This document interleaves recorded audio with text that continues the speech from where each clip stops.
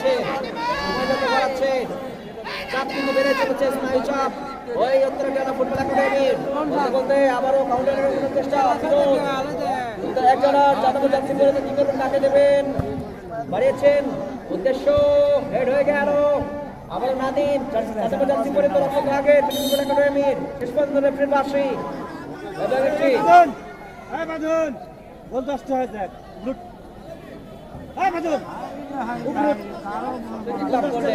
এই যাত্রায় চমৎকার খেলছে উভয় দলে, সময় যত বাড়াচ্ছে আস্তে আস্তে স্নায়ু চাপ কিন্তু বাড়ছে উত্তরা জেলার, কেননা তারা 1-0 গোলে কিন্তু 1 গোলে কিন্তু পিছিয়ে রয়েছে।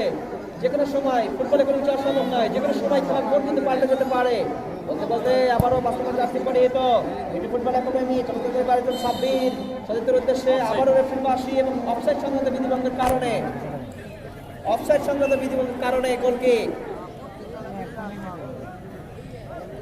দর্শক আপনাদেরকে আবারও জানিয়ে রাখি এই টুর্নামেন্টের দ্বিতীয় সেমিফাইনাল খেলাটি আগামী 13-11-2025 রোজ বৃহস্পতিবার যেখানে মুখোমুখি হবে হলুদ ঘর বনাম বাগমারা ফুটবল একাডেমি। আগামী 13-11-2025 রোজ বৃহস্পতিবার যেখানে মুখোমুখি হবে হলুদ ঘর বনাম বাগমারা ফুটবল একাডেমি। এই খেলা দেখার জন্য আপনাদের আরেকবার আমন্ত্রণ জানাচ্ছি কমিটি বক্সের পক্ষ থেকে। আবারও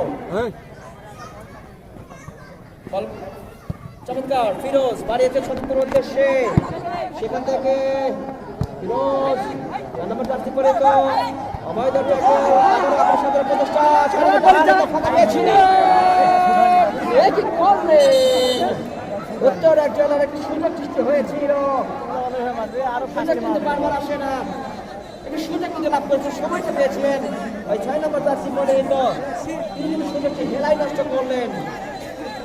এরকম সুযোগ কিন্তু বারবার পাওয়া যায় না। আবারও কাউন্টারের চেষ্টা মিডি ফুটবল একাডেমি, আবার আক্রমণ সাধারণ চেষ্টা উত্তর জেলা দিয়েছেন ডান প্রান্তে সতীর্থ ফিরোজ প্রথমে চাকরি করিত ফিরোজ কি করবেন, ফিরোজ শেষ পর্যন্ত কিন্তু রেফারির বাঁশি গোলে উত্তর এক জেলা চমৎকার খেলছেন এই মুহূর্তে রেজাউল বাড়িয়েছেন সতীর্থ দিয়েছেন ফাইম 7 নম্বর জার্সি পরিহিত 17 নম্বর জার্সি পরিহিত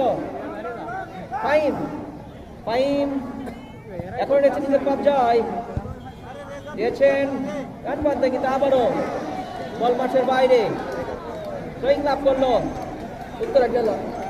সময় যত করাচ্ছে আস্তে আস্তে কিন্তু জয়ের পাল্লা বেড়ে চলছে মিডি ফুটবল একাডেমির এবং স্নায়ু চাপ কিন্তু বেড়ে চলছে উত্তরা জেলা ফুটবল একাডেমির। আবারও রেফারির বাঁশি এবং রেফারি রহিদুল ইসলাম তিনি দক্ষ হাতে কিন্তু পরিচালনা করছেন আজকের এই প্রথম সেমিফাইনাল খেলাটি।